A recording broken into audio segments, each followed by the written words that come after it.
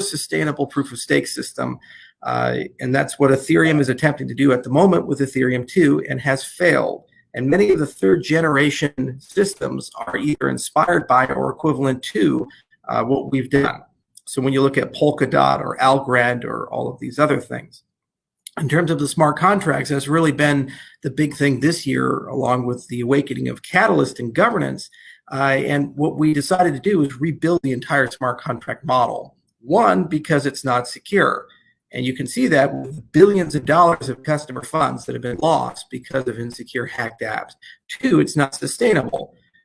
Cost predictability, the high gas fees that applications have. You're a consumer experience guy. We're a consumer experience guy. You tell me, is it sustainable to have an application where the transaction fee costs more than the amount of value being moved? Persons moving $10 of value costs $900 to move that. That's where the market standard Ethereum is currently at. And it's a non-trivial thing to move away from that without admitting some degree of centralization, which means the entire model needs to be rebuilt. Second, there are only 80,000 Solidity developers, and there are 25 million developers throughout the world who are .NET developers and Java developers and so forth. So how do we bring those people in? And how do we get them to use their tools and techniques and languages that they've written collectively trillions of dollars worth of software throughout the last 40 years into the Cardano ecosystem? So we had to rebuild that entire model and figure that out. And we brought some of the best people in the world, people who write programming languages for a living, like Philip Wadler and others who created the Haskell programming language and worked on most modern languages throughout the last 30 years.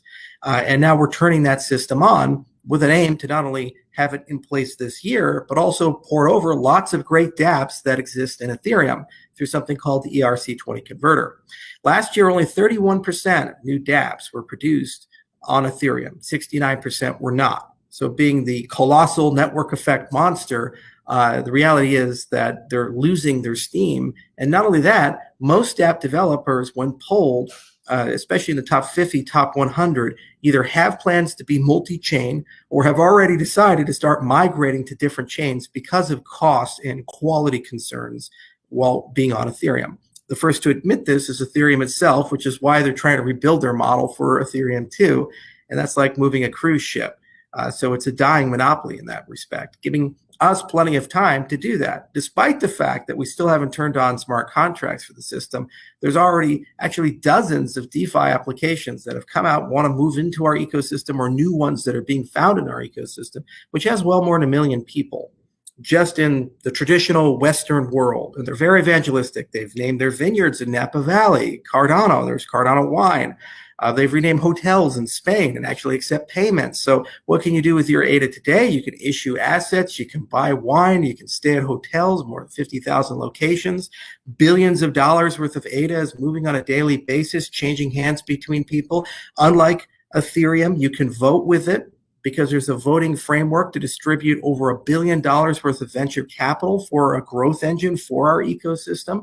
And there's already been, I think, 4 or 5 funding rounds for that. Every time a round comes in, 20 to 40 ventures get funded, more on the way. And then we have a whole bunch of other things.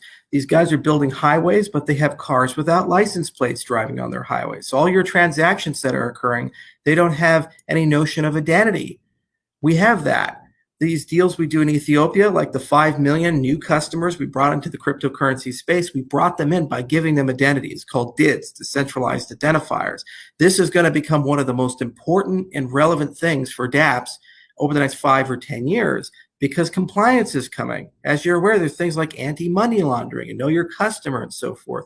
It's not about just getting the application to market. It's about understanding that this application may cover a regulated activity.